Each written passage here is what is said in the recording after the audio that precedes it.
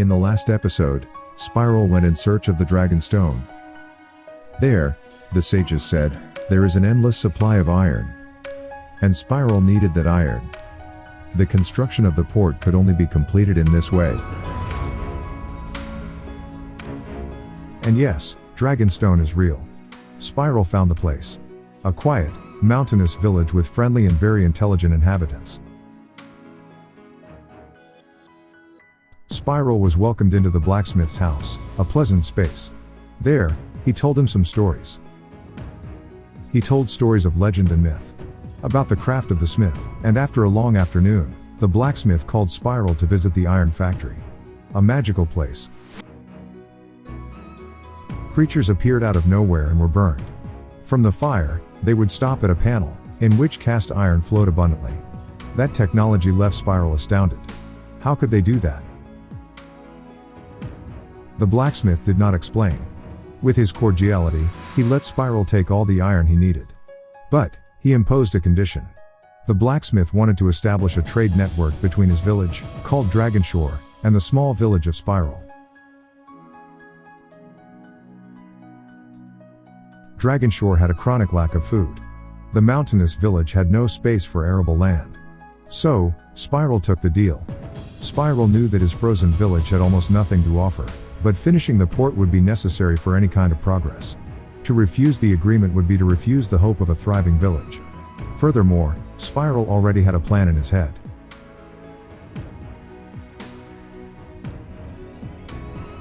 With the deal sealed, Spiral returned to his icy village, and the harbor resumed its construction.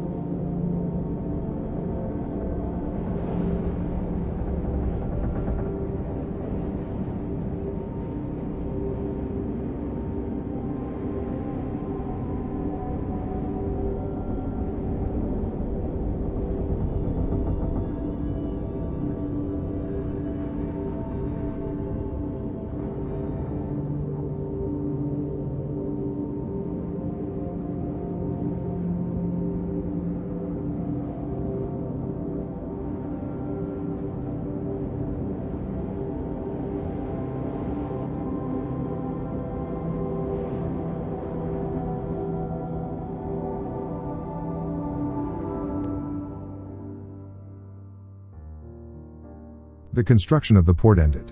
With a lighthouse, warehouse, a place to receive the boats, and a small workshop, everything seemed to be solved. But now Spiral needed to pay his promise to the people of Dragonshore. Spiral met with the village leaders once more, and they began to think about the food issue. There were two problems. They needed to feed not only Dragonshore, but the village itself. It was not possible to live only on fishing and small gatherings if they had bigger ambitions.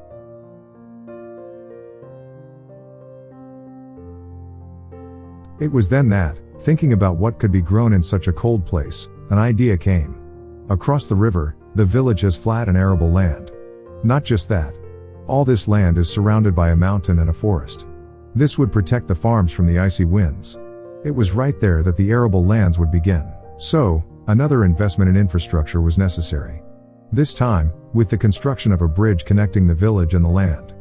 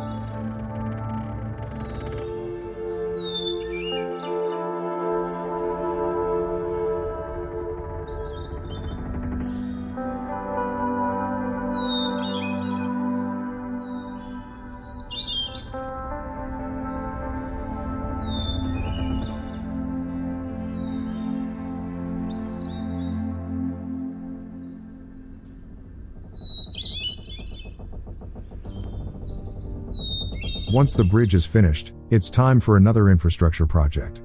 So, the wheat production can finally begin. Growing the wheat is relatively simple, but Spiral and the village need to process the grain. The least complex way is to do this with a windmill.